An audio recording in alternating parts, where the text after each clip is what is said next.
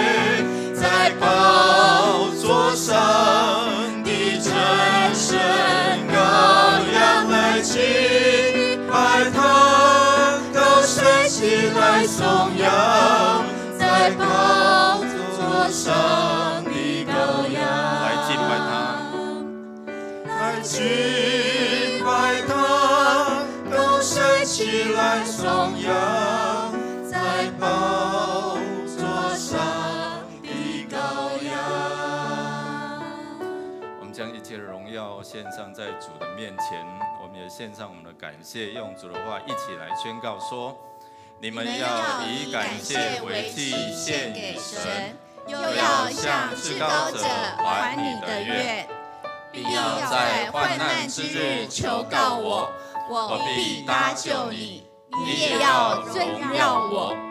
神啊，有何神向你赦免罪孽，饶恕你产业之渔民的罪过，不永远怀怒，喜施恩。弟兄姐妹，我们来到主的面前，我们将一切荣耀归给他，因为他是荣耀的上帝。他施恩，他赦免，他饶恕，他拯救我们脱离一切的患难。我们来承认，真的我们有一些的软弱亏欠，常常不合他心意的行不合他心意的事，求圣灵来光照，帮助我们能够回转回到主的面前，因为他是赦罪的主，所以我们可以坦然无惧，用信心来支取，来领受他的赦免。我们开口同声来祷告，我们开口同声来将一切感恩献上在他的面前，来祈求他的怜悯，他的赦免，他的拯救。哈利路亚！主，我们感谢赞美你，荣耀的君王，你来就是要帮助我们遇见神的荣耀，遇见神的恩典。主啊，我们谢谢你，你来就是要帮助我们的生命活得更丰盛，活得更有盼望，活得更有未来。谢谢主，让我们将一切荣耀都归给你，愿你将你的平安，将你的将盼望赐给凡求告你的人。主，谢谢你，感谢赞美你，天父上帝，我们感谢赞美你，荣耀的王，我们谢谢你，因为你是赦免我们、拯救我们、使我们有未来、有盼望、有出路的神。主，我们感谢赞美你，在这待降的节期当中，我们真的预备我们的信心来朝见你，预备我们人来到你的面前，来到施恩宝座面前。我们开我们的口，领受你的恩典，愿你赐福在我们当中，也赐下圣灵帮助我们，随时帮助我们，督察我们，回转归向你。祷告靠耶稣基督得胜的名，阿们。弟兄姐妹，请坐。我们为着我们需要来到主的面前，将一切劳苦重担交在他的手中。我们用主的话一起来宣告说：耶和华要保护你，免受一切的灾害，他要保护你的性命，你出你入，耶和华要保护你，从今时直到永远。弟兄姐妹，我们可以把它改什么呢？我们可以把它改耶和华要保护我，免受一切的灾害，他要保护我的性命。然后呢，我出我入，耶和华要保护我，从今时直到永远。你可以用这一些的经文来祷告，来向神祷告。当你的时候，你可以把它转换成为我，或者把你的名字套上去我们要感谢神，让我们可以来到他的面前来寻求他各个层面他都能够帮助我们，在灵、思想、情感、意志，在我们的人生的过程当中，每一个层面他无所不能，因为他是属变有，他是使死复活的主。所以我们来到主的面前，将你的灵、思想、情感、意志、身体，也就是我们的全人，交在他的手中。耶稣呼召我们说：凡劳苦担重担的，可以到我这里来。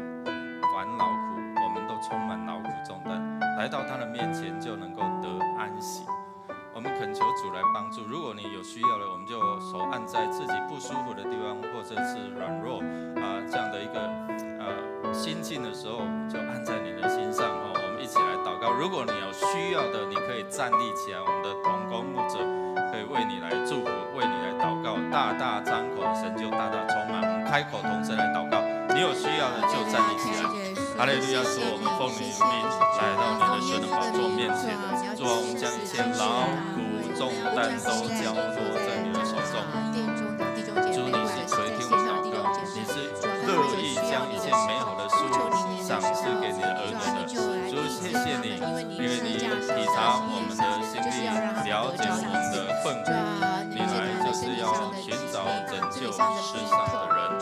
主，我们感谢赞美，让我们能够扛去来到你面前。我们也当然用信心来支取你丰盛的恩典、你的慈爱、你的怜悯、你的医治、你的供应、你的带领。主，谢谢你帮助我们进入到你的荣耀里面，进入到你的预备，进入到你的供应。谢谢主，谢谢主。主，我们奉你的圣名来到你的圣人宝座面前。主啊，你开放这条路，就是因为你是神的羔羊，除去我们世人罪，所以我们用信心领受、认识、接受你成为我们生命的主的时候，我们就可以坦然无惧来到你圣人宝座面前。每一个层面，包括我们灵可以直接跟圣灵连结，包括我们的魂、思想、情感、意志，我们可以让我们的这样的一个被辖制、被捆绑的心思意念，就带到主的面前。你是使我们得自由、得释放的主。主要让我们身体有这样软弱、有病痛的时候，主你是耶和华拉法医治我们的主，是我们的盼望，是我们的拯救。谢谢主垂听我们的祷告，靠耶稣基督得胜的名，阿们。今天我们要为主日来守望来祷告，我们用主的话一起来说：耶和华拯救我的神啊，我昼夜在你面前呼吁，愿我的祷告达到你面前，求你垂听我的呼求。我们要一起为着牧者长子团队能够同心合意来服侍，特别为你的个人，你跟上帝之间有美好的这样的一个连结。那早上起来分别时间迦南之声，在我们自己的灵修当中领受上帝的话，成为你一天力量的来源。我们早上起来要不要吃？要吃东西才能够有力量，对不对？我们灵里面的灵命也是一样，需要上帝的话来供应我们，使我们饱足，使我们有力量。为了今天，我们有许多同工，包括新任的长老执事要就任还有这些的同工我们也今天很忙长执会开完牧师长老们要再继续开小会。求主来掌权年底相关的事工我们昨天也在星光三月那边有报佳音那我们为着我们未来透过小组透过这样的一个牧养能够让这些弟兄姐妹在生活当中不是孤单的而是每个人都能够得到牧养。为第一区也遇到十组我们的区长组长为他们来祝福让他们在身心灵能够得自由的释放。我们为着每一个弟兄姐妹的身心灵来祷告来祝福。我邀请大家一起站立来到主的面前，我们一起开口同声来祷告，来寻求他，来领受为今天的这样聚会来祝，为牧师来祝，为所有的服侍人员来祝，开口来祷告。谢谢你的亲爱的主，我们来到你的面前，主要是感谢你，主赞美你，谢谢主，我们再来到你的殿，重新合一的来祷告，愿你祝福在我们的主人生里，圣灵用说不出的叹息在我们祷告，我们知道许多弟兄姐妹在为我们祷告，主要为着团队，为着我们每一位长子，为着每一个服侍者能够忠心有良善，在你的面前被你称赞。主啊，谢谢你给我们有服侍的机会，主谢谢你让我们能够进到你的面前，让至圣所来服侍。愿你来悦纳我们的敬拜，悦纳我们的服侍。天父上帝，感谢赞美你，因为你是慈爱的，你信实，你也是公义的主。你来就是要帮助我们走出黑暗，有盼望的道路。谢谢主，让我们今天的敬拜能够得着你悦纳。今天所有的服事，主你都与我们同在，兼顾我们手所做的工。主要让我们在敬拜当中遇见你的宝座，让我们在听讲道的时候开我们的心窍，明白你的话语，真理叫我们得着自由。我们要同心用主教导我们的祷告文一起来说：我们在天上的父，愿人都尊你的名为圣，愿你的国降临，愿你的旨意行在地上，如同行在天上。我们日用的饮食，今日赐给我们，免我们的债，如同我们免了人的债，不叫我们遇见试探，救我们脱离凶恶。因为国度、权柄、荣耀，全是你的，直到永远。阿们。主的灵临到我，因为他拣选了我，要我向贫穷人传佳音。他差遣我宣告被掳的得释放，失明的得光明，受欺压的得自由，并宣告主拯救他子民的恩典。弟兄姐妹，今天我们要请黄家生执事来点第2根的蜡烛。第2根的蜡烛是伯利恒之主，是提醒当日玛利亚和约瑟如何准备自己的心境，然后让耶稣的诞生。他们面对很多这些的压力，如何来预备耶稣基督降生来临在我们当中，准备信心。你是否在你心中点燃第2根的蜡烛，预备好你的信心？我们一起来祷告。主，谢谢你赐下信心的也是你，让我们的信心能够来到你的面前，真正的盼望你，迎接你，接受你，成为我们生命的掌权者。垂听我们的祷告，靠耶稣基督得胜的名求，阿们。各位弟兄姊妹平安，让我们一起用不动摇的心来敬拜我们的神。把你的双手借给我。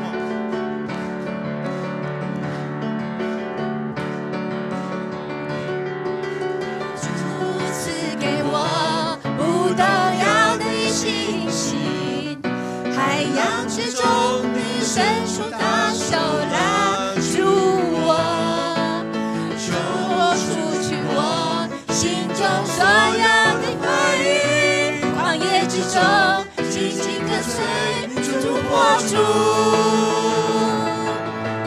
海浪之中我必不沉落，旷野之中我必不迷路，不退缩也不害怕，不动摇也不放弃，因为我真心你应许不改变。困难之中我仍然赞美，疑惑之中我仍然祷告，心在水边的信心，刚强壮胆地前进，我的生命在前面为我征战。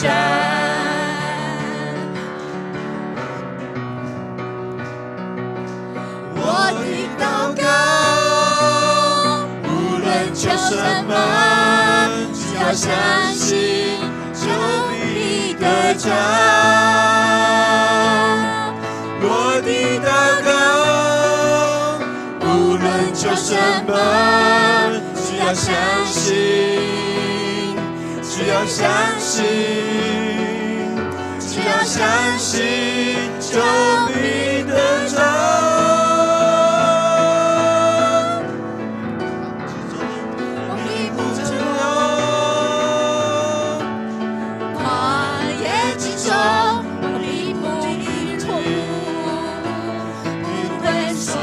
也不害怕，不动摇也不放弃，因我深信你应许不改变。患难之中我仍然赞美，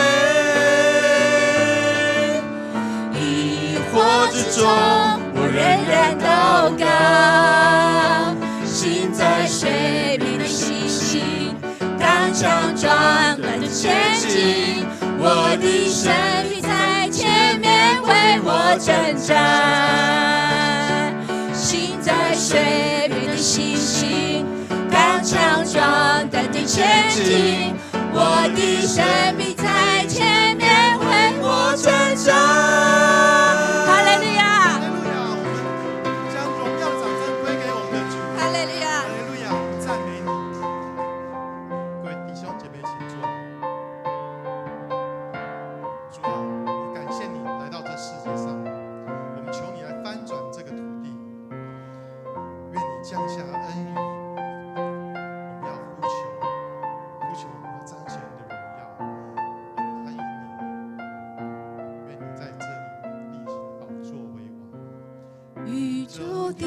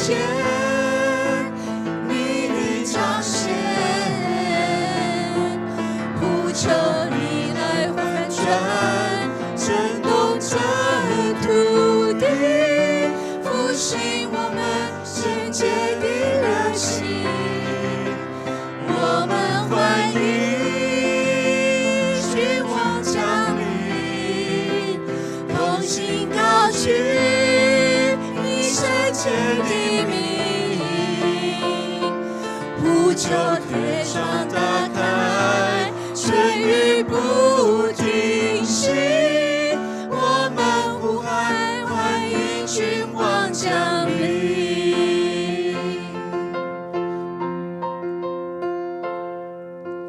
大大张口，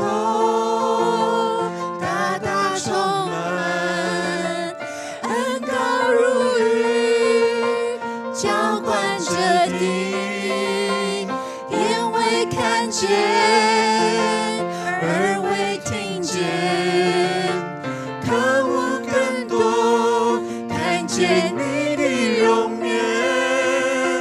大大张口，大大充满，恩膏如雨，浇灌着地，眼未看见，耳未听见，渴慕更多，看见你的容颜。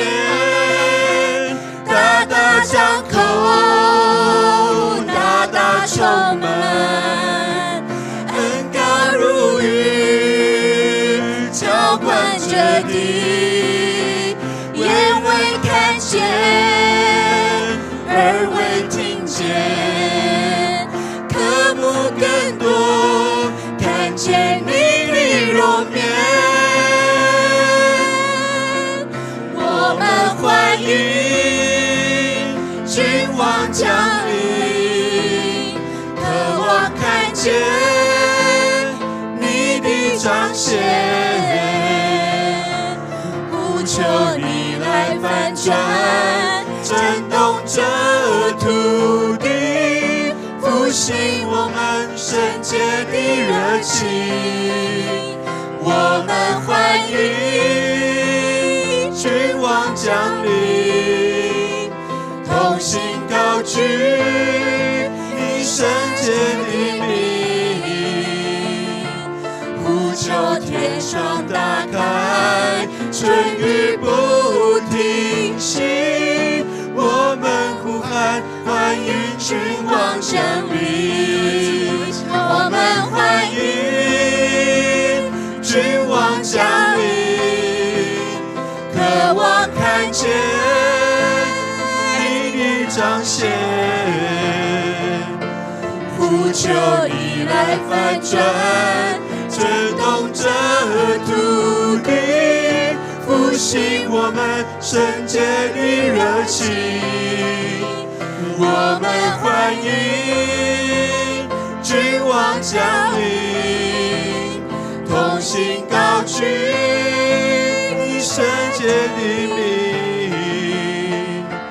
呼求天上打开，春雨不停息，我们呼喊，欢迎君王降临。呼求天上打开，春雨不停息，我们呼喊，欢迎君王降临。是的，主啊，我们来到你的施恩宝座前，我们要回感，我们谦虚卑膝地在你面前，承认我们的软弱，我们也感谢你的宽容与慈爱。无论我们的地位与处境，一直恩待我们，我们赞美你的名，万国万邦都尊崇你的名。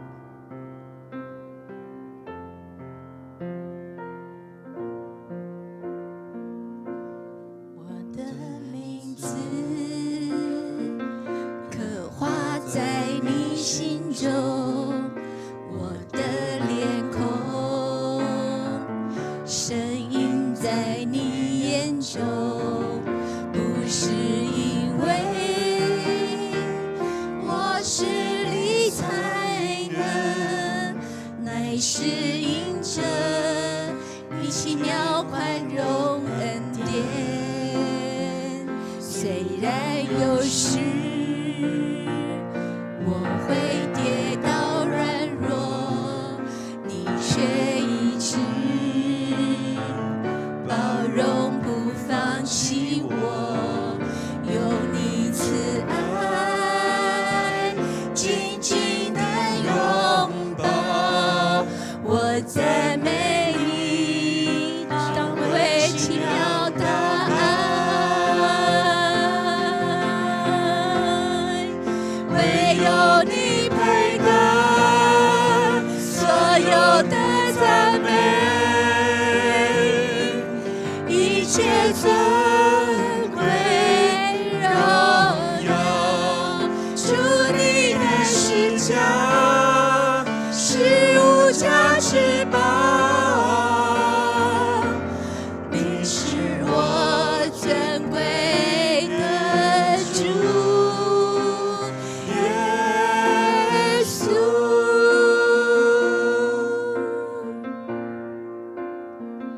我的名字刻画在你心中，我的脸孔深印在你眼中，不是因为我实力才能，乃是因着你奇妙宽容恩典。虽然有时我会跌倒软弱，你却一直包容不放弃我，有你慈爱紧紧的拥抱，我赞美你宝贵奇妙的爱，唯有你配得所有的赞美，一切尊贵荣耀，主你的施加是无价之宝，你是我尊贵的主，唯有你配得所有的赞美，一切尊贵荣耀，主你的施加是无价之宝，你是我尊贵的主，唯有你配得所有的赞美，一切尊贵荣耀，主你的施加是无价之宝，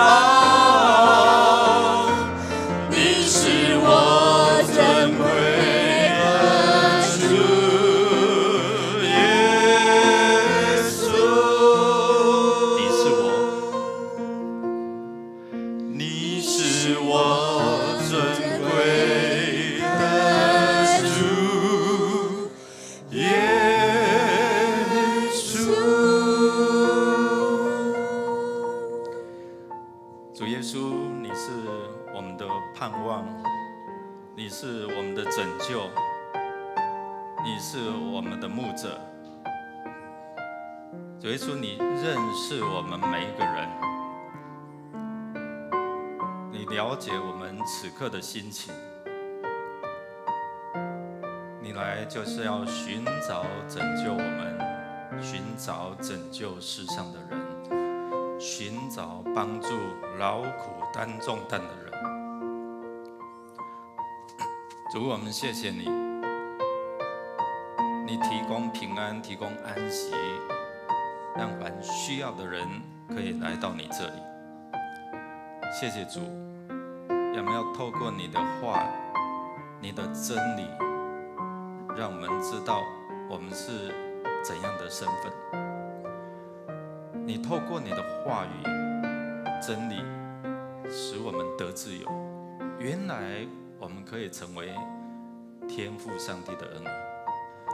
谢谢主，今天早晨的敬拜，愿你来悦纳我们。今天早晨的敬拜，愿你喜悦我们的敬拜。我们这样祷告，靠耶稣基督得胜的名求，阿们。弟兄姐妹，大家平安。我们先来欢迎第一次在我们当中一同敬拜的亲爱的朋友哈。来，我们来欢迎古文贤弟兄，还有林文新姐妹，请你们站立起来，让我们欢迎哦。好，请坐哈，愿上帝赐福你们。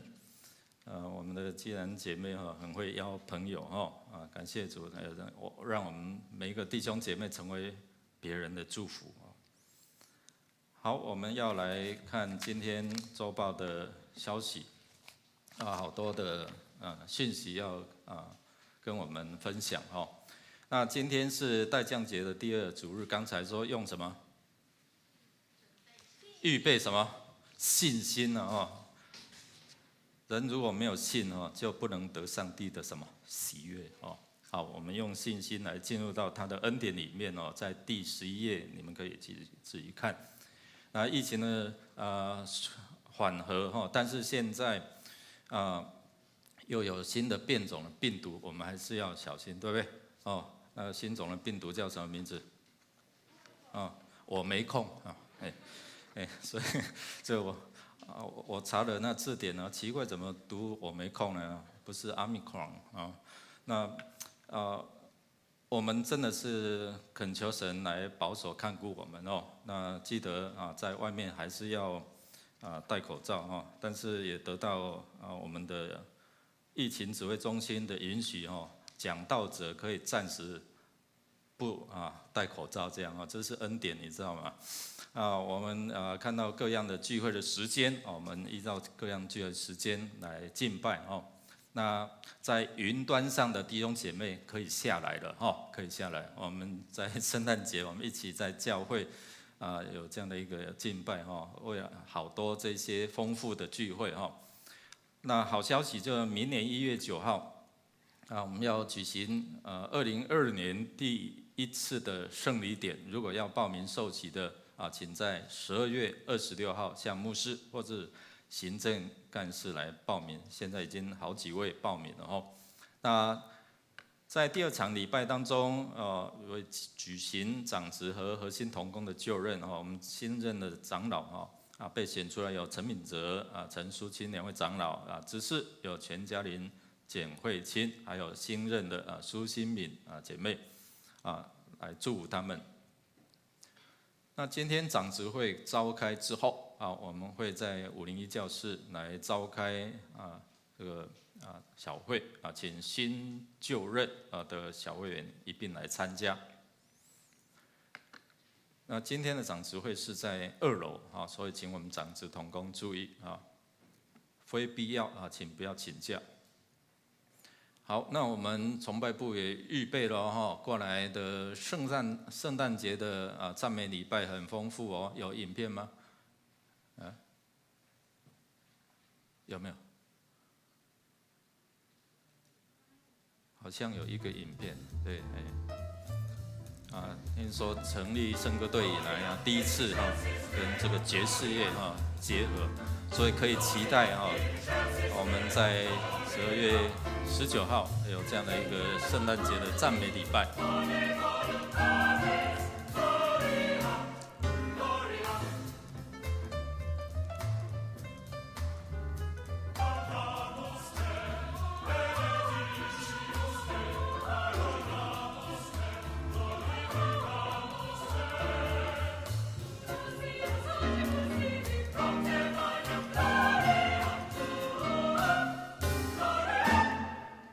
用不一样的方式来敬拜这位上帝在12月25号也是有特别的这样的一个音乐会我们请国家音乐厅水准的乐界4重奏在我们当中来，我们还是听一下这个看一下影片。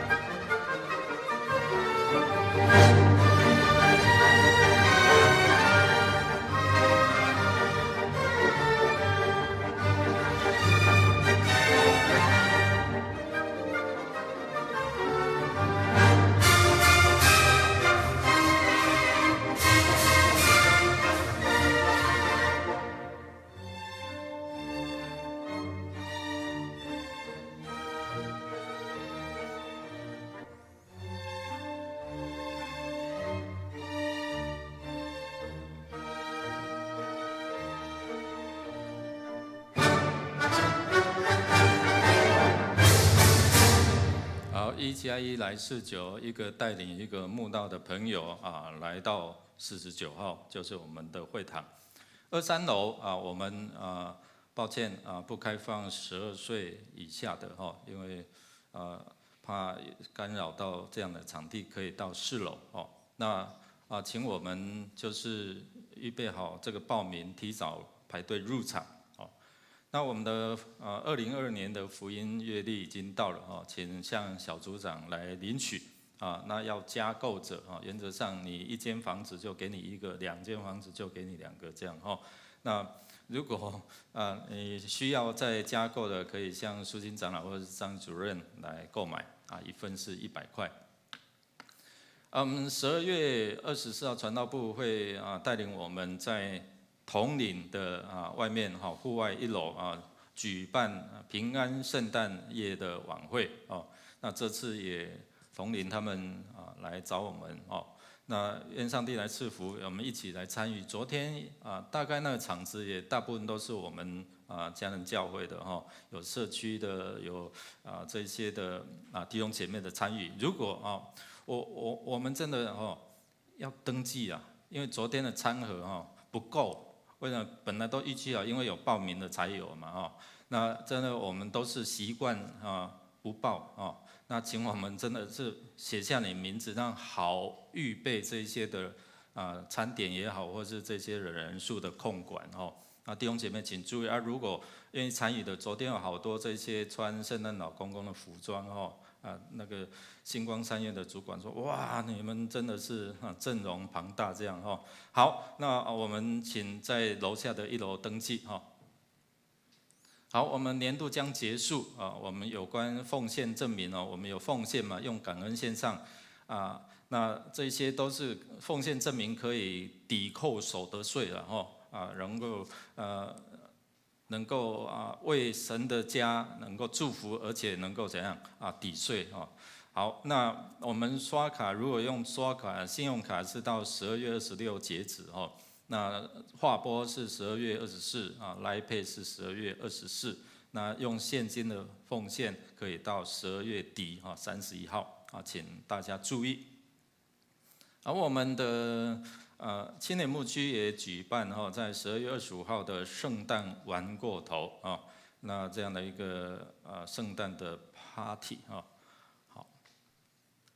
还有今天的下个礼拜下礼拜有魔术圣诞趴，在12月12号早上10点到12点我们有亲子的这样的活动请我们家里有小孩的，符合这一些的年龄的我们可以来报名来到我们当中，以60人为限好，那我们周报里面有 QR code 可以报名另外我们在儿童牧区也举办了冬令营儿童的冬令营名额也是有限请我们先开放给我们的会友的子弟来报名所以我们赶快抓住这样的一个机会那报名都会透过这些 QR code 或者这些报名机制，我们所以请我们自己来看。好，我们在过来这个礼拜3礼拜3是赖文玲姐妹的母亲她母亲的告别式那早上有家祭10点20会举行公祭那我们为这个家庭来祷告。那这个礼拜6我们的第2任主任牧师陈道雄牧师安息主怀，预定在这个礼拜6早上9点半在桃园市立殡仪馆的美德厅举行入殓礼拜11点是火化礼拜，那下午1点在本会的2楼举行告别礼拜那昨天就有人提早来，不是有告别礼拜吗？我说是下个礼拜所以请我们记得，特别是这些长者请我们注意这个礼拜6下午1点30分在教会举行告别礼拜。那他下午4点会在天品山庄举行安放。这个礼拜4在我们的2楼会有安慰陈牧师遗族的安慰礼拜。请我们踊跃出席。那我们恭喜我们的简国渊执事李佩杰姐妹他们夫妇产下一子在11月29号在这个待降节期当中来到世上我们来祝福这个小朋友小名叫天天感谢主愿主来赐福这个小朋友也这个孩子到来稍微解决国安的问题因为现在少子化。好，那12月的弟兄姐妹，你生日的，好，现在请你站立起来好吗？我们当中有没有12月的？有好，我们来唱生日快乐歌来祝福他们。哇，都在这一区的，祝你这里还有，祝你生日快乐，祝你生日快乐，祝你生日快乐 ，Happy birthday。Happy birthday to you, happy birthday to you, birthday to you, happy birthday to you。我们拍手来祝福，我们一起来祷告。主，谢谢你，你是我们生命，你也提供一些资源来丰富我们的生命。你说，凡敬畏你的人，无论大小，主你必赐福。你话语是确实的，带有应许。主，我们感谢你，赐福给这些弟兄姐妹，让他们生命承受更多的恩典，也能够成为你赐福这世上的人的恩典祝福的管道。赐福他们手所做的能够凡事亨通顺利，祝福他们身心灵健壮，灵魂体兴盛。祷告靠耶稣基督得胜的名，阿们。请坐。我们来读今天的经句，读2遍，一起来。你们所遇见的试探，无非是人所能受的。神是信实的，必不叫你们受试探过于所能受的。在受试探的时候，总要给你们开一条出路，叫你们能忍受得住。哥林多前书10章13节再次，你们所遇见的试探，无非是人所能受的。神是信实的，必不叫你们受试探过于所能受的。在受试探的时候，总要给你们开一条出路，叫你们能忍受得住。哥林多前书10章13节。感谢主你知道我们今年有一位姐妹她生日几岁吗？100岁感谢主她在年长的时候接受上帝的恩典，洗礼归入她的名。我们要用感恩的心献上我们的感谢。奉献是基督徒感恩的表现，是出于甘心乐意。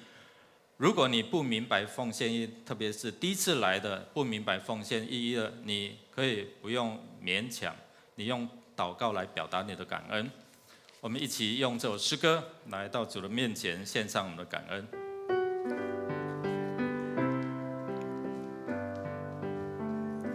献上感恩的心归给至神全能神，因他赐下独生子主耶稣基督，献上感恩的心归给至神全能神，因他赐下独生子主耶稣基督，一起站立。如今软弱这一的刚强，贫穷这一臣服主，都因为主已成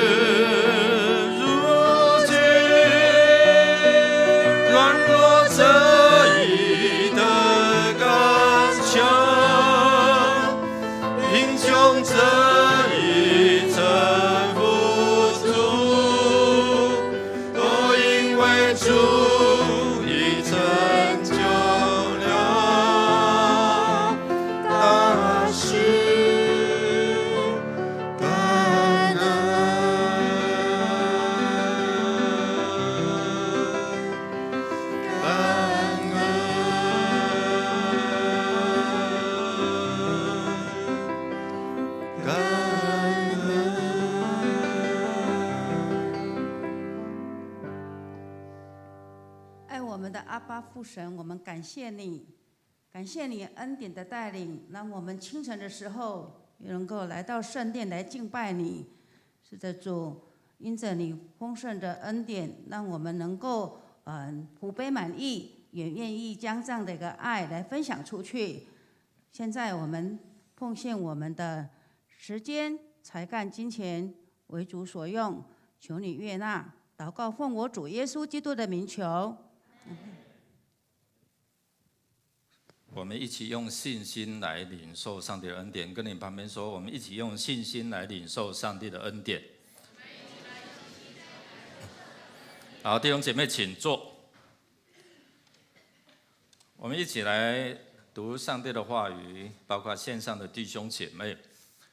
在哥林多前书10章，我们要从第1节看到13节。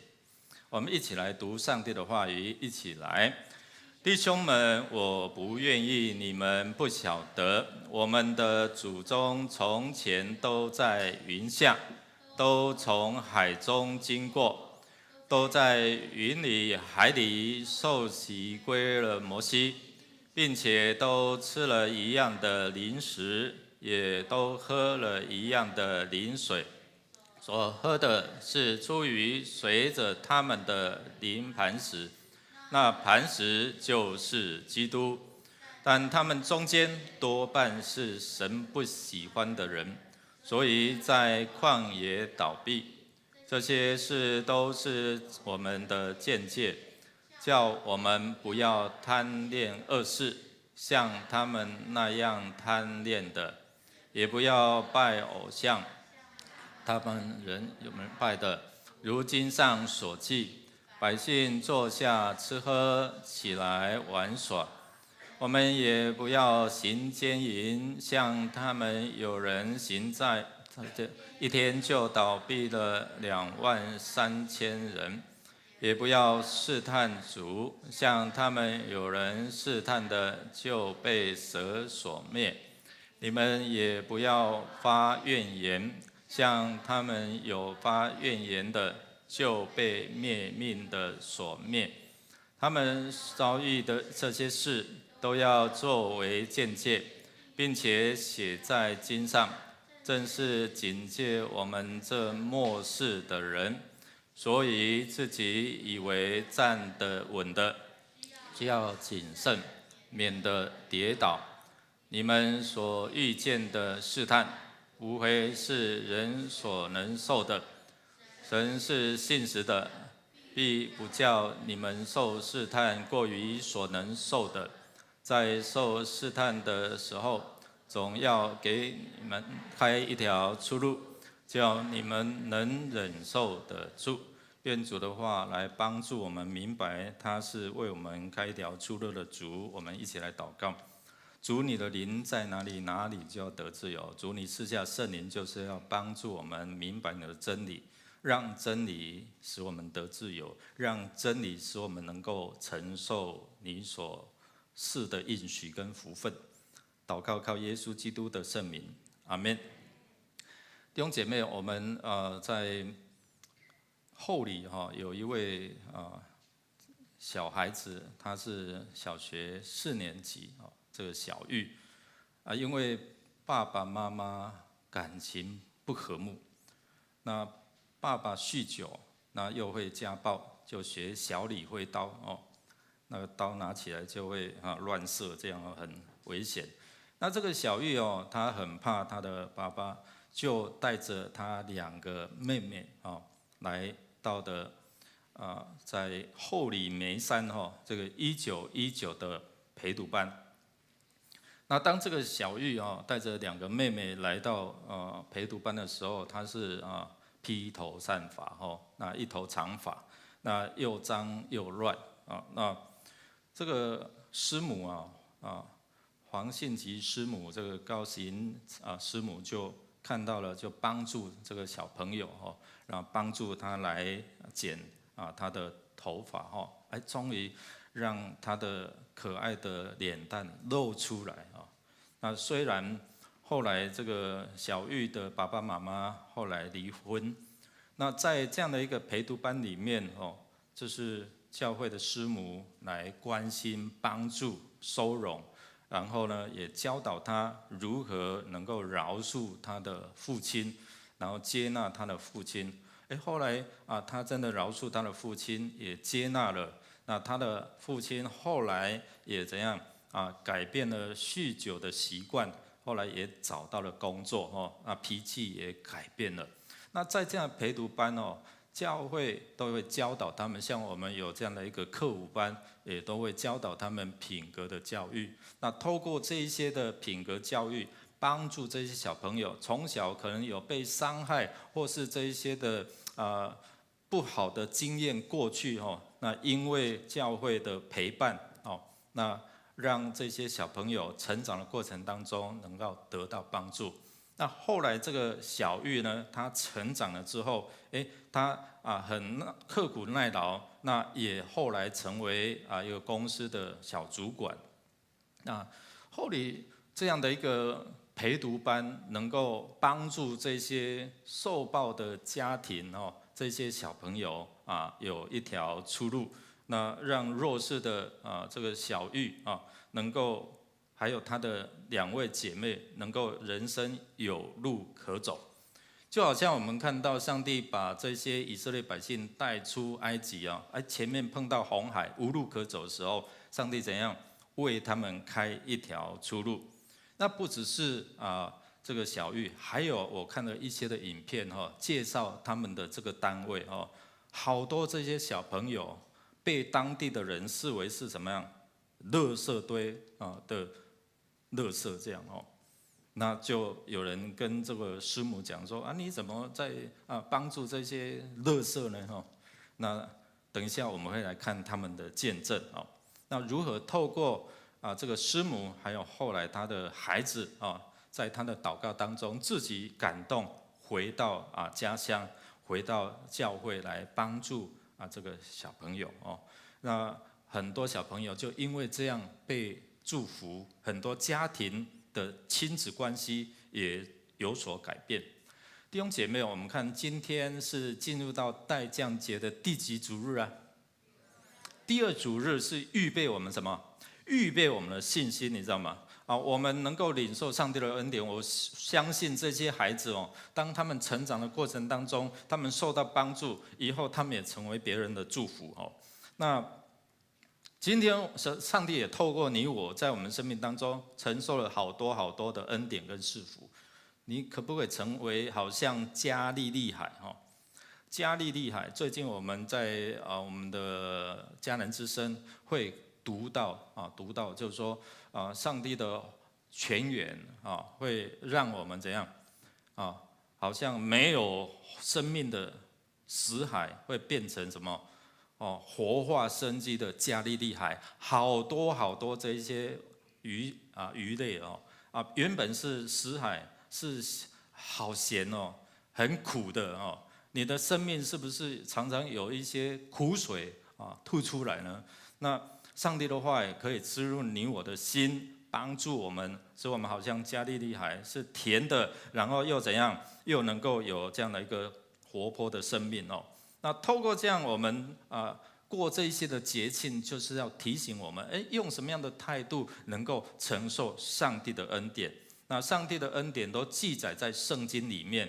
那我们怎么样去得着我们怎样因为我们的好行为，让人看见因你所做的来认识这位主昨天我们社区的孩子去星光三月有这样的一个表演后来有弟兄姐妹就跟我讲说，牧师，有人在问呢，那这些的小朋友打鼓打得那么棒，他们没有学多久呢？结果我会把它录起来，有模有样这样还有那个小小的朋友，哇，真的很可爱那配合圣诞节的音乐吸引了这些过路的或是在那边观看的那他们就会询问，怎么加入这一些的鼓舞班等等这些弟兄姐妹，因为你所行出来的好行为，人家也会问呢，为什么你会这样？为什么这个陪读班那么有爱心？当地的人本来不看好的，但是现在改变他们的看法，好多要国际来的或是其他地方来的要当志工，那个地方是真的被向往去当志工的地方等一下我们会大概稍微介绍一下。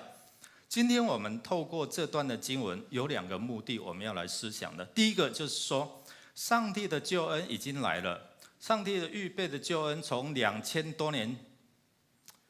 昨天我真的很不习惯呢，那个主持人就说我们要庆祝这个耶诞节我们奇怪，我们常常听到是圣诞节，甚至我们的基督徒也会被影响现在说耶诞节耶稣诞生呢。圣诞就是唯一的这样的神圣的救主在我们当中在2000多年前用很奇妙的这样的一个方式降临在我们的世界上，降临在伯利恒。这样的救恩已经来到，那我们怎么样去领受？特别是今天有新来的朋友我们如何能够得到这样上帝给每一个人所预备的这样的一个救恩？第二个，我们看耶稣来，他是上帝拯救的意思他要帮助我们能够进入到上帝永恒的国度。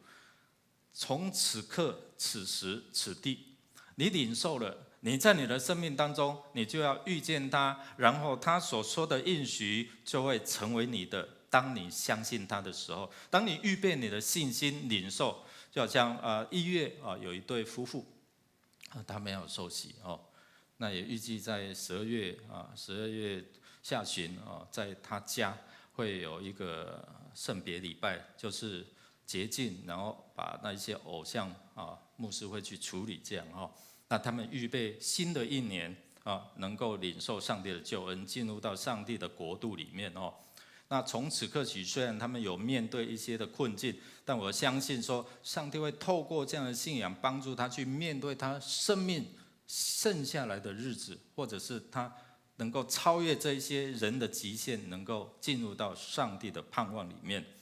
所以今天我们是不是透过你自己的信仰可以站立的稳呢？刚才的经文说，你不要自以为你好像信心好稳固自以为是，自以为义，你就可以承受上帝的应许，真的吗？如果你去看一部书叫做《天路历程》你得到这样的一个信仰了，但是最后能不能顺利的进入到天堂的大门呢？这一部的我鼓励我们去看，在这个天堂的历程当中，还是会有一些的什么引诱诱惑试探等等所以这边都是在提醒我们在我们看到他们以色列百姓保罗在用这些的历史来帮助他们，特别是当中有一些是外族人那个又不是我们的祖先，你跟我们讲这些干嘛？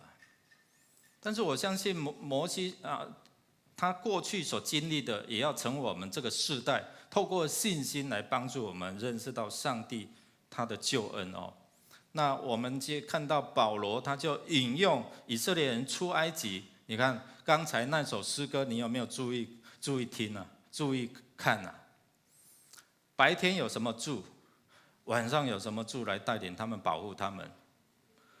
白天有云柱去过出埃及的路线牧师有去过你就知道那个白天非常的热，早晚温差非常的大。我曾经讲过，我们坐在游览车一不小心你的喉咙就会干掉了，那个导游就提醒你随时要保持那个水分真的呢，一下子睡着了怎么喉咙干掉了，赶快要补水那在这样的一个温差那么大，晚上又是好寒冷那在这个过程当中，上帝如何帮助他们？白天有云柱遮阳，晚上有火柱使他们能够怎样避寒所以我们看到这位上帝真的是非常的疼爱他的子民，听见他们的苦情，然后才差摩西进入到埃及，把他的百姓从埃及带出来。有机会去走一趟出埃及的路线真的很棒那牧师走过程当中，圣经所讲的在哪里有这样的征战在哪里在遇到苦水的时候，对不对？马拉啊，然后挖的水是苦的，然后我们又到了以琳哦那边哦，我们看到当他们遇见苦水的时候，上帝叫摩西把一根树枝怎么样放进去，然后那水就变什么？甜的。哇，好多这些的神迹，但是这些神迹是一时的。我们看到他们来到了红海，他们前面没有路可走，后面有追兵啊，怎么办？开始又在叫了，摩西，你带我们来这边要死哦。我们做奴隶苦一点，但是也是怎样，不会像今天这样会死在这边，没有好的下场啊。你知道，当一个领袖的面对百姓的这样的一个怨言哦，所以你们要体会做牧师不容易，对不对？所以常常要为牧师祷告哦。会有一些的怨言，你知道吗？但是我要提醒大家，不要随便发怨言。为什么？等一下我们看他们的下场啊，所以就会提醒我们、警戒我们。所以今天我们看到保罗，他用圣经的这些历史的借鉴来提醒我们，免得犯同样的错。好，他们来到红海，所以他们经历了什么？上帝为他们开路，然后他们走过去了，然后后面埃及的追兵进来，水又合起来，所以他们就死在什么红海当中。我们去红海的时候，我在那边游泳是带着度假的心情呢，但是他们走在红海的时候是怎样？怎么办？怎么办？一直看后面。大水，神开路。圣经告诉我们说，他们走在什么道路？干的地。你要想想看，那个水退去一定会好像落瓜麦那嘛，对不对？很泥泞。但是上帝借着那个大风吹，结果他们隔天怎样？他们走的是干地耶，看到上帝多么爱他们，展现他的神迹奇事。好，过去了。又来了你带领我们来这边要死哦！我们在埃及也有葱、有蒜、有肉可以吃，哇！又想起那些的美食，你知道吗？没得吃的时候，我们就会想起这些的美食。然后呢，他们就开始又发怨言了。然后上帝就给他们什么？每一天按时降什么？玛纳，就好像薄薄的那饼这样那如果弟兄姐妹，我们没得吃的时候有这样一些的东西给你吃，哇，感谢主。这个东西吃了几年？几年？他们在旷野流浪几年？40年呢。叫你吃同样东西40年，你会不会埋怨？哎呀，所以圣经里面就开始说什么？他们怎么样？嫌恶这一些淡薄的食物没嘛我把糖架这因为我就想到肉你看上帝多爱他们，然后降什么鹌鹑烟豚从天降下玛纳，降下鹌鹑。你们想吃肉，好 ，OK， 鹌鹑给你们。40年，你吃看看，会不会埋怨？又说，哎呀，怎么又是同样的？对，有没有牛肉？不然牛排好不好？我们就会开始想，你知道人性就是这样爸爸妈妈煮了，然后哎呀，那孩子就会嫌了，今天怎么又吃同样的？你知道我们去新加坡研习的时候，叫了一盘那个空心菜200块。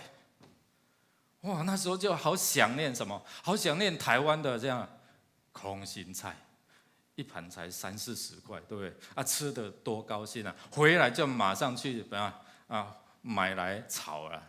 其实牧师在那边在饭店说，哎呀，真的是太贵了，所以我就去超市买那个空心菜来，我就会变化然后就用那个饭店的热水壶烫一下，然后买个干贝酱。哇，这个同工说，牧师你怎么会变出这样的弟兄姐妹，我们看到一种东西让你连续吃了很久，你看看，我们会像以色列百姓这样的一个埋怨那没有水喝就又开始摇八叉了那摩西就上帝就吩咐摩西用他的手杖，然后在磐石敲一下，然后水指一下，水又出来了。你看上帝多爱他们，但是这些经历都是怎样一时的，所以提醒我们在这个神迹背后，你要看的是抓住这样的一个行神迹的神，不是抓住那一次的神迹，2次的神迹。你应该是敬畏这位上帝，哇，这位上帝多爱我。好，第二个我们看到他们布满旷野的这一些的饮食，刚才牧师已经讲过了。其实他们在圣经里面所描述的加底斯，在加底斯这样这样的埋怨，然后就我们看到埋怨的结果，你知道吗？上帝就罚了那一代的人，就是20岁以上的人，他们不得进入迦南地。20岁，这边都超过20岁吗？对不对？这边有没有20岁以下的？我们不要活在谎言当中。对，我们都是20岁以上的，你知道，当时候他们年长的20岁以上都要怎样？死在旷野，因为他们在那种情境当中不满。上帝给他们吃，他们没得吃；上帝给没肉可以吃，上帝给他们肉，他们还不满足，他们开始就这样的争闹，开始就怎样怨毒上帝，怨毒摩西。特别是在民数记21章，我常常用这一段跟慕道者在分享当他们不满，他们人家路不给他们过，他们就开始埋怨，为什么领我们出埃及？就又想起了出埃及刚开始是很喜悦的，你知道吗？哇，我们终于脱离了这为奴的生活，我们要进入这样迦南美地，我们要做自己的主人。但没有多久，在旷野，你知道，你如果去过旷野，没有什么东西没有什么遮阳的。碰到困境的时候，你是不是开始在埋怨、不满上帝不猜我信力，怎么今天会让我遇到这些的事情呢？给我们吃这种什么东西？玛呢？没滋没味，没有味道给我们吃的鹌鹑，吃了久了也会腻。弟兄姐妹，有时候我们会不会感恩？如果没有感恩，我们就常常埋怨上帝，你怎么让我这样？你去看非洲那一些的孩子，没有什么衣服穿，没有鞋子穿，我们打开鞋柜，我们怎样？今天不知道要穿哪双？对，我看最近市长也有捐那个鞋子叫做救命救鞋救鞋救命旧的鞋去救命我们有没有活在那种感恩里面？还是我们常常在埋怨、不满上帝？我不满现状。第三个，我们看到他们可能不按着上帝规定的这些的时辰来敬拜。在以色列人出埃及，其实以色列出埃及的过程当中，你知道以色列他们有3件大事出埃及，第2个过红海，第3个就是在那边建造会幕那在这个过程当中，我们看到出埃及结束第40章的时候，里面就有提到上帝吩咐摩西说：“好，你去建造会幕预备会幕就是帮助我们能够开始来怎么样去敬拜这位上帝，侍奉这位上帝，好好的敬拜他，透过什么样的献祭所以如果你去看出埃及第40章的第1节开始说，耶和华晓谕摩西，正月初1日你要立起帐幕，就是那个会幕，开始要教导他们怎么样去敬拜上帝那这3件事情，其实出埃及，然后过红海，传律法在西乃山领受10诫，然后传律法然后最重要就是在会幕当中，然后预备要来敬拜这位上帝。所以上帝透过这些会幕，透过这些的节期，透过这些的献祭，要告诉他们上帝喜悦的是什么。然后我们就看到上帝借着会幕与人同在，同在完之后，就带领他们摩西就带领他们学习这样的敬拜。所以我们说摩西五经嘛，创出利民生，其实我们统称为摩西五经。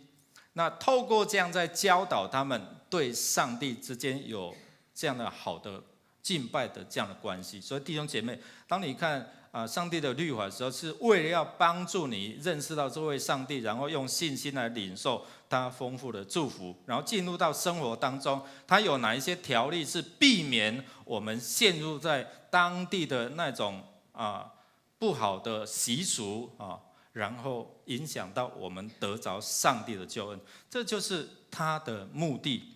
但是我们看到利未记第一句话开始就是按着神来呼叫，上帝从会幕他的会幕当中向他的子民对他的百姓来说话所以叫他们来敬拜他。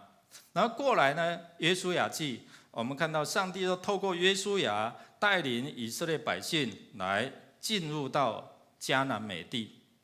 所以明年一开始我们会读应许之书，包括我们的迦南之声，包括我们的读经进度包括我们在讲道，我们会从这样的一个进入应许之地的方向来帮助我们好好的学习如何来敬拜上帝。爱查考圣经能够更深入，我们能够共读圣经，一起来研讨，一起来分享。弟兄姐妹，我们看到当约书亚进入到这样迦南地，带领他们的时候，他在要过世之前，他就告诉他们说，至于我和我的家，我们怎样必定侍奉耶和华这位上帝。你们呢？你们要敬拜这位上帝，还是要除掉你们还从埃及带来的这一些的偶像呢？你们要不要把这些除掉？弟兄姐妹，约书亚最后语重心长的提醒他们，你们要不要除掉这一些影响你们进入到上帝恩典的一些的东西、偶像、习惯？要不要？要不要听？要不要领受？那我们如果看士师记就知道，对不对？我们看到创出利民生之后生命记一直在讲，我再讲一遍。生命记是什么？我再讲一遍，因为很重要，我再讲一遍，所以叫做生命。再把上帝的话语告诉你们，你要这样谨守遵行你就可以得福。如果你不遵行，就怎样？祸患临到你了。但是我们看到，到了士师记，这明年我们都会读到到了士师记，我们就看到为什么这些以色列百姓处处碰到危机，处处碰到让人欺负。我要收成了，结果别人替你收成。我要收这个果子，我来帮你收。有没有看到那西瓜田，别人都帮他们收？有没有？有啊。为什么？原因就是出在什么？他们不拜上帝，他们去敬拜迦南的偶像，拜巴力，拜亚瑟拉，使儿女经火，把他们活活烧死，然后换取他们物产的这样的一个收成所以弟兄姐妹们看到，这是上帝不喜悦、发怒，然后借着外邦米甸人来抢夺他们的食物，来惩罚他们，希望他们悔改。所以上帝就透过士师来帮助他们。他们挨北救父的时候，上帝就兴起一个士师，然后来拯救他们，希望他们悔改。上帝就透过士师把他们从敌人的手中把他们拯救出来。这就是我们在生命当中可能会遇到的这一些的困境，我们真的是要提醒，很小心。但是上帝让我们透过保罗提醒我们说，这位上帝不是弃你于不顾的这位神，他是真的是透过他的典章律例在提醒你，如果按照这样来做。我常常跟人家分享说，你知道美国总统在就任的时候，他要手按圣经宣誓了。你知道他们的货币里面写了什么吗？弟兄姐妹，听过吗？In God we trust， 什么意思啊？英文好的翻译一下，什么意思？我们怎样？信靠这位上帝，所以他才成为全世界强势货币，不是吗？但是他远离上帝的时候，那个货币就会怎样跌啊？有没有花过美金？还是你说花？你有没有仔细去看？弟兄姐妹，上帝透过这一些，就是提醒我们，透过圣经说好像一面镜子，对不对？提醒我们不要犯同样的错误。第一个就是不要像他们倒闭在旷野。为什么？贪食、不满足，然后埋怨，然后就咒诅上帝跟摩西，然后就说又想到死了，让我们死在这边没有盼望，所以最后他们倒闭。刚才说20岁以上的都怎样？死在那边。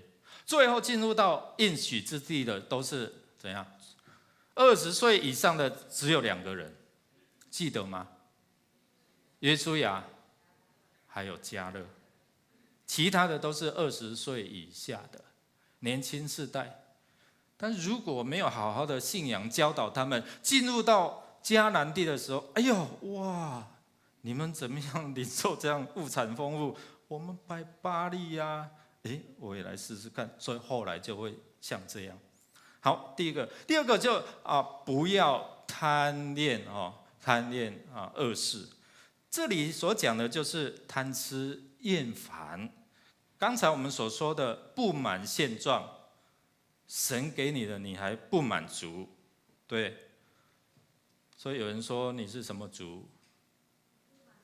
不满足，存款不足，或者是你可以常常感恩的一族，对不对？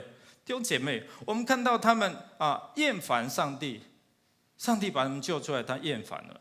在民数记11章的第4节，他们中间的闲杂人大起贪欲的心，以色列人又哭嚎说：“谁给我们肉吃啊？”就是这样。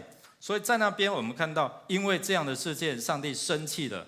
我给你们，你们还嫌弃，最后呢，上帝发怒，他们很多人就不得进入到这样的一个应许之地。第3个，我们看到他们就是提醒我们不要拜偶像。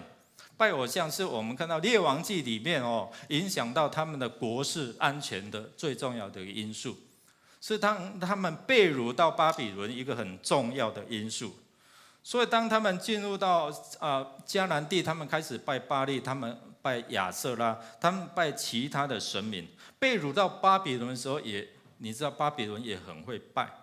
从出埃及他们被影响，在旷野他又拜什么？摩西40昼夜没有看见而已他们就开始亚伦，你帮我们造一个金牛犊，我们要看得见的。然后开始拜，然后很多人就死在那边，对不对？上帝不悦就死在那边。然后进入到迦南地又开始拜。所罗门王好不好？刚开始敬畏上帝，上帝给他盖圣殿，对不对？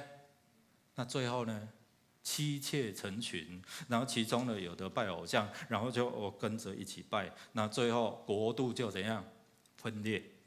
第二个也没有我们看到这些拜偶像，到保罗所说的到新约的时代那个哥林多城市也非常会拜那这就影响到后面的行奸淫牧师讲到过，他那时候有女神庙有庙妓所以他们去敬拜拜偶像，一边就是跟这些庙妓有这样的一个淫乱的这样的过程那在过程当中，教会也受到影响所以保罗当时候写这些书信，就提醒不要再犯以色列人祖先同样的过犯，然后不要试探上帝。在民数记的14章22节里面说，这些人虽看见我的荣耀和我在埃及和旷野所行的神迹，但仍然试探我10次，不听从我的话。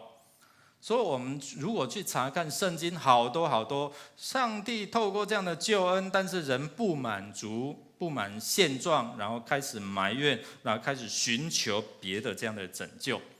最后一个就是不要发怨言，弯来加倍细哦。民数记21章4到9节，当他们要进入到应许之地，受到一些的拦阻，以东人不让他们过去，他们要绕回红海，然后再绕道而行，很难走，就开始又埋怨了。结果呢，好多人死在哪里？死在那个火蛇咬了。所以弟兄姐妹，我们看到什么？发怨言，使我们不得领受恩典，也死在那个当中了。所以这个第一个，保罗就提醒我们不要重犯这一些的错误。圣经好像借镜一样，所以为什么要读圣经？可以不可以？可以不可以？那你要做，你就有这一些的结局，你就会唱无言的结局。如果你按照上帝的话语来做的时候，你就有未来的盼望，明天会更好。第二个，我们看到不要依靠自己。保罗就提醒说，以色列人失败，就是因为他依靠自己，不依靠上帝。当他们受苦受难的时候，上帝就透过士师来帮助他们。当他们依靠自己的时候，特别未来他们被掳之前呢，碰到亚述，碰到这些巴比伦，我们用自己的力量，然后呢，最近我们读过我来联盟，对不对？拉拢谁？埃什么？埃及啊！他们从那边出来，他们还纪念呢。我来拉拢他们，对。结果后来还是被掳啊！上帝就透过先知说：你们不要依靠你们自己的力量。所以第二个就是不要依靠自己，要依靠上帝哦。那这里提到说，你们自以为什么？好像自以为可以站立得住，信仰好啊，我读好多圣经啊，骄傲起来了。你知道吗？神最不喜悦这样。好，所以保罗就警告他们：你们好像以为你们会吗？还批评论断保罗的讲道，他的长相，对不对？又矮又丑，不要随便论断别人。第三个，我们看到保罗要提醒我们不断的成长。保罗警告那些站立得稳的人，不要自以为知道，其实你们都不知道自己不知道。听得懂吗？你以为你都知道，其实很多你都不知道。好，所以保罗说，避免你比别人先跌倒。耶稣批判就是责备这些法利赛人，就这样。好。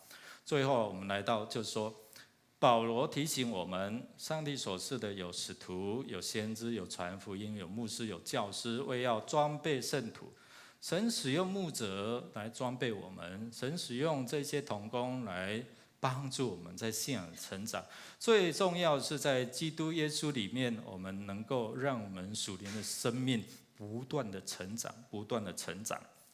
所以特别在受试探的过程当中，说不要我们犯了同样的错误去试探上帝，成为一个不满足的。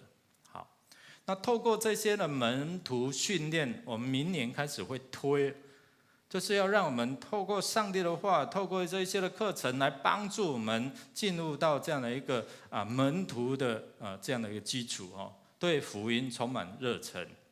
我们出去参加这些的活动，目的是要做什么？不是嗨一场而已了，是要告诉人有一位上帝爱你的耶稣来到世上哦，然后对灵魂充满负担。我看到这些人要受洗，夫妇要受洗，是因为小组、区长、组长、弟兄姐妹多么关心，你知道吗？所以他们生命遇见了主，感动啊。这些同工，他们对灵魂有这样的负担，所以他们愿意付上代价，愿意付上时间去陪伴他们，为他们祷告。所以我们要领受强烈的使命，不要只成为一个基督徒而已，要成为一个什么？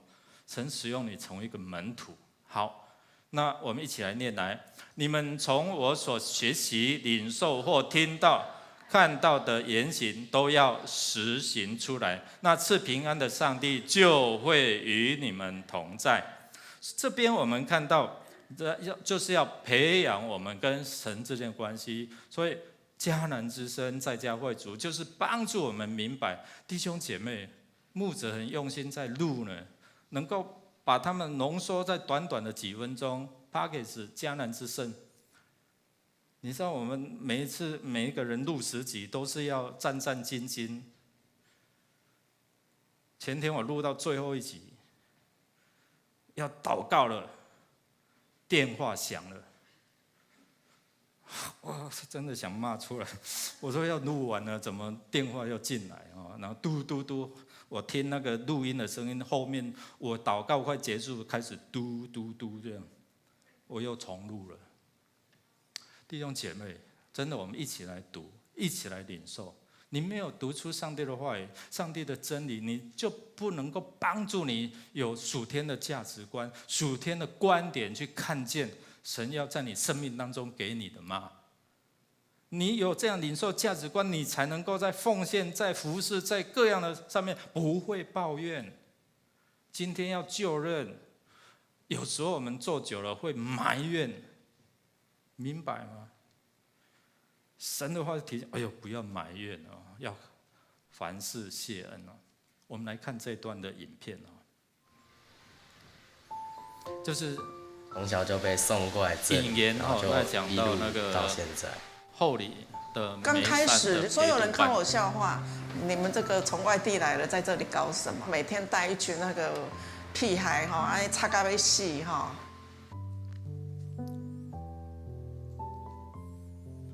搞一堆粪扫，要创啥？爸母拢嘛粪扫，啊，你伫咧粪扫堆捡粪扫，等下要吃哦。我讲，啊，如果我们好好带，啊，伊若变好，俺就捡着啊。什么时候开始住的？国2升国3的时候，当初是因为要在这里读书，因为家里没有地方可以让读。因为自己要准备考试，所以就住在这边。因为这边比较安静，家里的话就有弟弟妹妹太吵了。克服这一块，12年多了。其实刚来我们什么都不熟，第一件事就是去国小拜访校长，校长就直接的问说：“师母，你会顾小孩吗？”就是那个放学拍拍照啊都不写作业的那一种。我说可以。这头3年是什么都没有，没有人，没有经费，没有资源，一打10，对我一个人，包括客服、看作业、煮饭，什么都要自己来。第3年以后开始也找资源，我也找就业，我们就进来到现在，就是一直有被支持。这群孩子是很好动的，书包也是空的，连铅笔盒都没有，联络簿也不带的。所以一开始先第一个目标就是让他们愿意把功课带回来，让他们开始写作业，就这样一直做下去。我们还是有孩子很糟糕呢，半夜去飙车，去偷骑摩托车，被抓到警察局去的，去抽烟的，因为家里全家都抽烟啊，随便拿就一整条。如果7年前你来这边哈，你会听到满屋子的脏话。像现在他们回家也不会乱打人，也不会讲脏话了。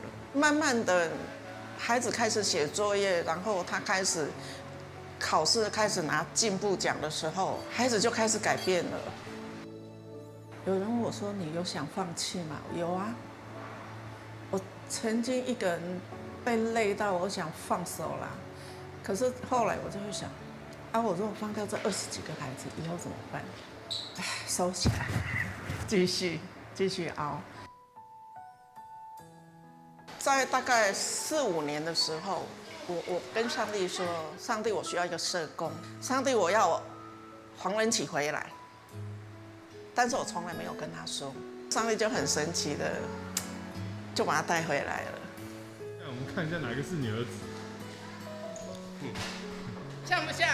我们有特征，你看到了吗？孩子的影响力很大，孩子的能力很强，我们要放手给年轻人做，不要再留在那个旧有的规条里面，那永远做不出东西。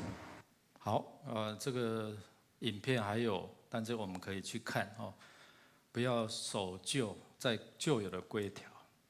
弟兄姐妹，我呼召你们，我们有课舞班，你可以投入，你可以来帮助这些年轻人，特别是上帝给你有这样的恩赐的哈。我们一起进入到上帝的恩典，我们要成为别人的祝福。今天这个世代不再一样，要用不一样的方式来到主的面前。我们看到我们要回应哦，接受上帝的救恩，让你的生命有盼望。我们要成为预备耶稣再来的时候，神要透过你的好行为哦，能够帮助人遇见神。这个师母就是这样，后来他的儿子回来，然后呢帮助让这些孩子有个家，让这些孩子生命被改变。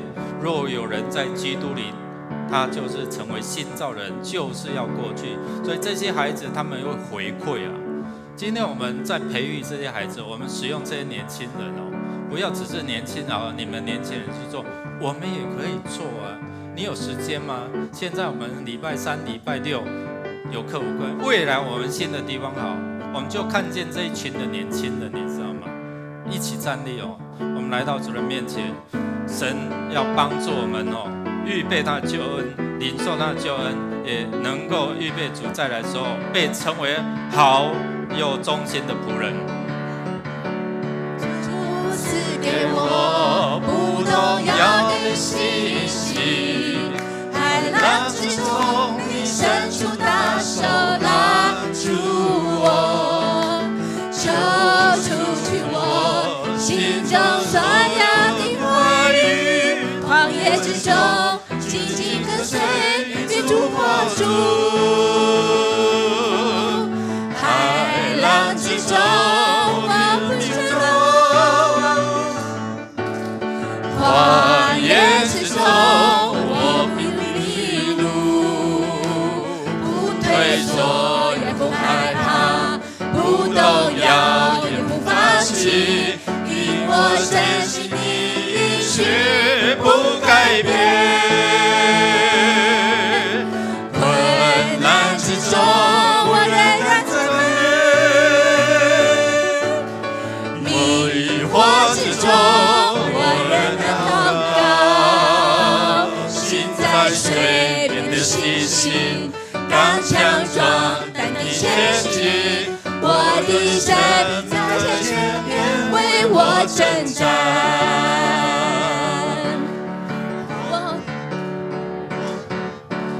我的祷告，无论求什么，只要相信。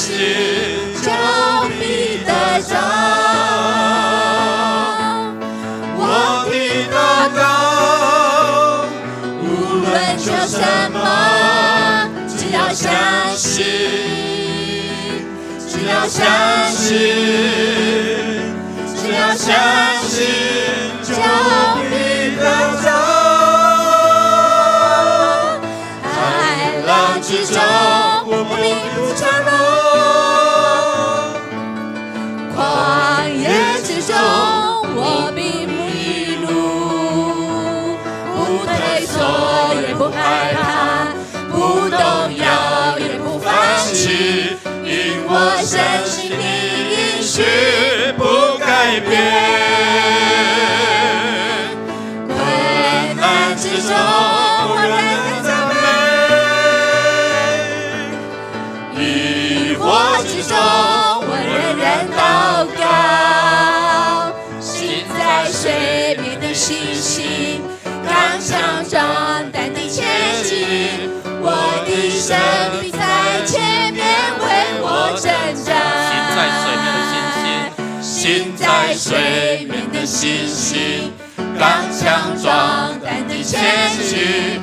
我的神必在前面为我征战。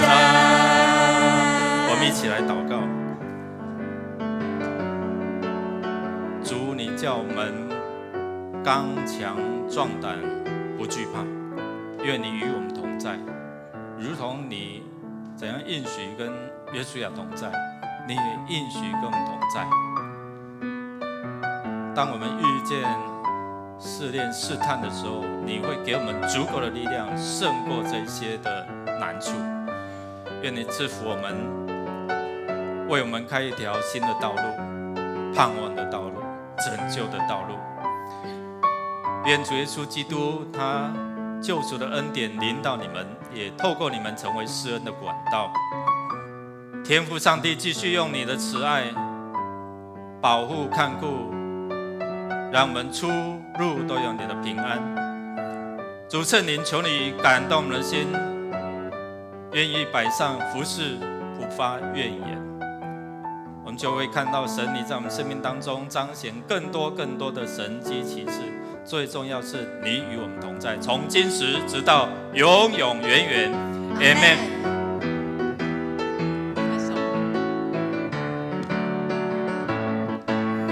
海浪之中，我并不沉沦；旷野之中，我并不迷路。不退缩，也不害怕。不动摇，也不放弃，因我深信你应许不改变。困难之中，我仍然赞美；疑惑之中，我仍然祷告。心在水面的信心，刚强壮胆地前行。我的生命在前面为我征战，心在水面的信心，刚强壮胆地前行。我的生命在前面为我征战。我们的礼拜就到这边，我们彼此来祝愿上帝的平安赐福与我们同在，请坐。